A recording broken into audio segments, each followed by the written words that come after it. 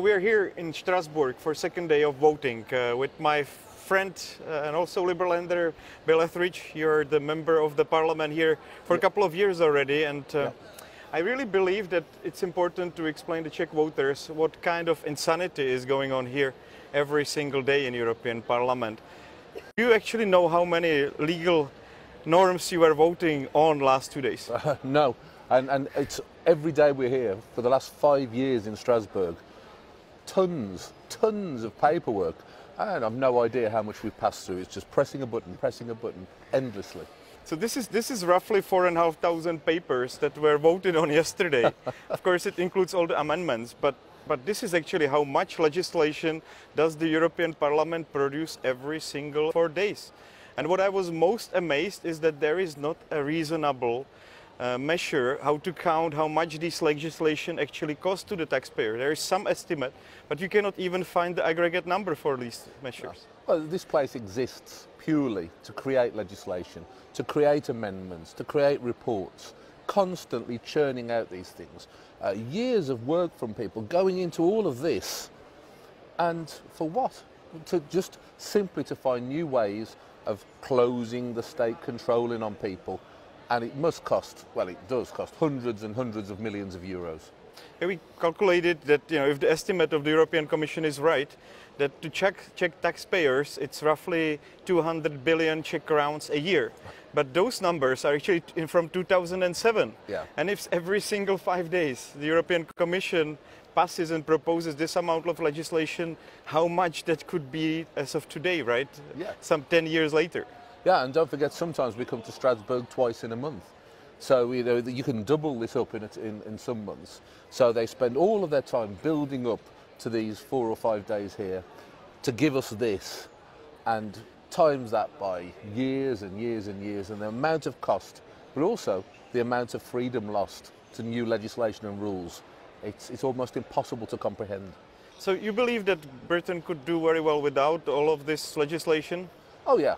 I mean, look, in Britain we have our own problems with civil servants and too much administration. But of course, if we get rid of this, we can start with getting rid of some of the stuff in Whitehall and London that is clogging up the veins of freedom in our country. So you get rid of this first, then you move to your own country and start smashing down and getting rid of all this paperwork there as well. All right, and I'm just wondering, do you know how many of this legislation was actually passed yesterday? No, I don't have a clue. I know that we were in here voting for about 45 minutes, and the speed of the voting, I imagine you get hundreds of items passed and voted on, but I don't know exactly how much. Well, it was almost everything, right? It's amazing. Like, there is zero opposition in this place towards what is happening, and it's the Parliament simply passes whatever the Commission tells the European Parliament to pass. There is virtually no opposition to this craziness here.